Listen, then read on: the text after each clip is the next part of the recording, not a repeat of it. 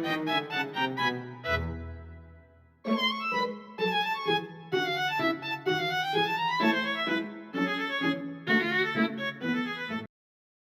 alhamdulillah pada siang hari ini kita bisa bertemu untuk melanjutkan materi kita di mata kuliah Ilmu Kalam. Nah, semua hadir ini? Hadir, Pak. Ya. Ada berapa yang enggak masuk? Ada, Pak. Ada yang sakit, Pak. Ada 3 orang, Pak. Oh ya.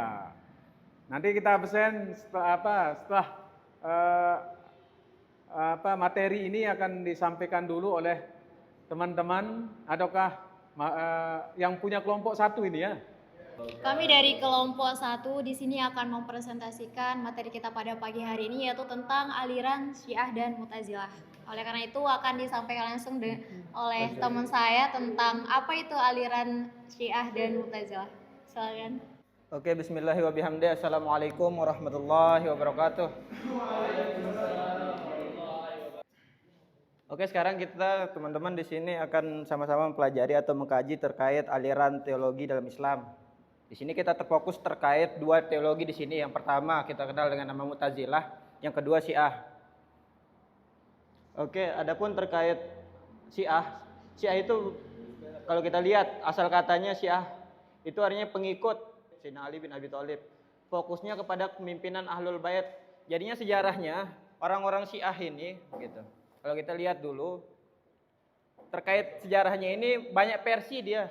Kalau Syiah ada yang berpandangan Syiah itu ajarannya itu semenjak Rasulullah SAW itu. Ada juga yang berpandangan berangkat dari kelompok ini jauh setelah Rasulullah SAW itu meninggal dunia. Lebih tepatnya ketika pada masa transisi nanti di Khalifah ketiga di situ ketika peristiwa pemberontakan itu. Gitu. Itu terkait sejarahnya. Jadinya teman-teman bisa perhatikan di makalah yang sudah kami sebarkan di grup. Di situ kami mencantumkan terkait teologi Mu'tazilah dan Syiah. Kita pertama di sini mengkaji terkait sejarahnya. Sejarah dalam Syiah ini itu memiliki berbagai macam versi dia, gitu. Baik dia versinya berangkat dari ajarannya yang seperti saya jelaskan tadi. Yang kedua berangkat dari kelompoknya. Jadinya orang-orang Syiah itu berpandangan Sayyidina Jibril atau malaikat Jibril itu sampai salah menyampaikan wahyu. Itu dalam pandangan orang-orang Syiah. Orang-orang Syiah berpandangan malaikat Jibril itu salah menyampaikan wahyu. Seharusnya wahyu itu tidak langsung disampaikan kepada Nabi Muhammad, tapi seharusnya disampaikan kepada Sayyidina Ali bin Abi Thalib. Itu salah satu pandangan dalam aliran Syiah. Jadinya Syiah itu nanti terpecah jadi 21 golongan dia. Gitu. Nah, sebelum kita masuk ke sana, di sini kita terfokus terkait tokoh-tokoh daripada Syiah. Silahkan teman-teman perhatikan di situ. Adapun untuk Mu'tazilah nanti akan dijelaskan oleh teman saya. Oke, kita mulai dari tokohnya ya. Tokoh Syiah yaitu di sini ada berapa, yaitu Abu Dzar Al-Ghifari. Kemudian Miqdad bin Aswad, Ammar bin Yasir dan lain sebagainya. Yang dimana mereka menyatakan diri sebagai Ahlul Bait atau keluarga Rasulullah SAW. Gitu. Baik, di sini saya akan melanjutkan tentang aliran Mu'tazilah.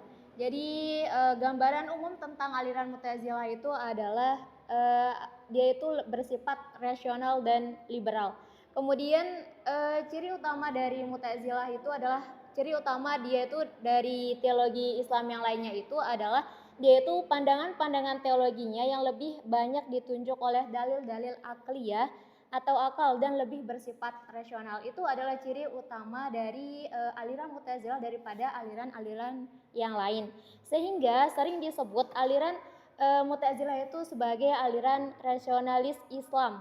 Mu'tazilah didirikan oleh Wasil bin Atha pada tahun 100 Hijriah atau 718 Masehi. Nah, kemudian Mu'tazilah merupakan aliran rasional yang membahas secara filosofis problem-problem teologis yang tadinya belum ada pemecahan. Kemudian dengan nama tadi tentang aliran Mu'tazilah sebenarnya juga membahas masalah moral, politik, fisika, dan metafisika. Mereka membentuk suatu pemikiran yang berkonsentrasi membahas masalah Tuhan, alam, dan manusia. Nah, kemudian kita kenal lebih dalam tentang tokoh-tokoh dari aliran Mu'tazilah ini, yaitu yang tadi itu pertama, Wasil bin Atha. Nah, kemudian yang kedua itu adalah Abu Huzail al-Alaf. Nah, kemudian yang ketiga itu Al-Jubba. Kemudian yang keempat itu adalah An-Nazam. Kemudian yang kelima Al-Jahiz. Kemudian selanjutnya Muammar bin Abad. Dan selanjutnya itu Bishr al-Mu'tamir. Itu adalah beberapa nama tokoh di aliran Mu'tazilah. Seperti itu. Mungkin hanya itu. Sekian. Assalamualaikum warahmatullahi wabarakatuh. Bismillahirrahmanirrahim. Assalamualaikum warahmatullahi wabarakatuh. Saya tertarik dengan materinya yaitu Mu'tazilah yang mengedepankan aliran yang mengedepankan akal, dalil-dalil akli sebagai pondasinya dalam bertindak. Nah, yang ingin saya tanyakan itu apa pengaruh dampak besar yang lahir dari Mu'tazilah ini, pemikiran Mu'tazilah ini. Itu saja dalam dunia Islam. Jadinya seperti yang kita ketahui, Mu'tazilah ini merupakan aliran yang muncul dari Wasil bin Atha. Wasil bin Atha itu merupakan salah seorang murid daripada Imam Hasan al-Basri. Jadinya Imam Hasan al-Basri itu ulama yang lebih condong ke ranah tasawuf dia. Jadinya Wasil bin Atha itu bertanya kepada Imam Hasan al-Basri saat itu, bagaimana posisi orang yang melakukan dosa besar? Gitu. Apakah dia masih statusnya sebagai orang yang beriman atau dia statusnya orang kafir? Imam Hasan mengatakan dia masih beriman, tapi Wasil bin Atha mengatakan dia itu statusnya atau posisinya tidak dikatakan beriman, tidak dikatakan kafir, gitu. Manzilah baina manzilatain. Itulah kalau dalam pandangan orang-orang Mu'tazilah, gitu. Adapun dampak daripada munculnya aliran Mu'tazilah ini dalam ruang lingkup dunia keislaman, jadinya terkait kemunculannya ini kan pada abad ketiga di situ. Itu yang mempengaruhi sampai munculnya juga aliran Ahlussunnah wal Jamaah. Karena saat itu orang-orang Islam gitu, lebih tepatnya teologinya itu disusupi oleh pemikiran-pemikiran orang-orang Yunani. Di sini lebih tepatnya orang-orang Mu'tazilah yang mereka mengkaji filsafat Yunani saat itu. Sehingga dari situ, kalau kita misalkan orang-orang Islam menjadikan Al-Qur'an dan hadis sebagai tolak ukur kebenaran, munculnya aliran Mu'tazilah ini menjadikan akal sebagai tolak ukur kebenaran, sehingga munculnya di situ salah satu tokoh daripada orang-orang Ahlussunnah wal Jamaah gitu. Yang beliau itu mengatakan bahwasanya akal itu bukan tolak ukur kebenaran, namun salah satu alat untuk mengukur kebenaran. Gitu dia. Jadinya pada masa beliau itu bukan hanya menjadikan Al-Qur'an dan hadis menjadi tolak ukur kebenaran, namun juga menjadikan akal sebagai salah satu tolak ukur untuk mengukur kebenaran itu. Akan dilanjutkan oleh teman saya mungkin untuk lebih jelasnya. Baik, sedikit menambahkan dampak dari munculnya aliran Mu'tazilah ini, yaitu seperti yang kita tahu bahwa aliran Mu'tazilah itu condongnya itu ke penggunaan akal ya. Nah, otomatis di sini dampaknya itu adalah mempengaruhi akal dari umat Islam atau cara berpikir kritisnya itu. Misalnya mempengaruhi cara berpikir umat Islam, membuka ruang bagi pemikiran kritis dan rasional dalam agama. Kemudian salah satu dampaknya lagi yaitu reformasi pendidikan dan pemikiran kritis. Contohnya di Indonesia, pengaruh Mu'tazilah tampak dalam reformasi pendidikan Islam dengan pembentukan kurikulum yang berbasis pemikiran kritis dan penekanan pada kebebasan berpikir dan rasionalitas. Ini berkontribusi terhadap modernisasi pemikiran Islam dan demokratisasi pemahaman agama. Mungkin hanya itu beberapa dampak dari munculnya aliran Mu'tazilah. Sekian. Pertanyaannya itu adalah sejauh mana rasionalisme yang dikedepankan Mu'tazilah dalam menafsirkan ajaran Islam dapat memperkuat atau melemahkan iman? Jadi yang perlu kita ketahui gitu. Nanti ada kitab daripada Ibnu Rus, kitabnya itu namanya Bidayatul Mujtahid wa Nihayatul Muqtasid, kitab perbandingan 4 mazhab.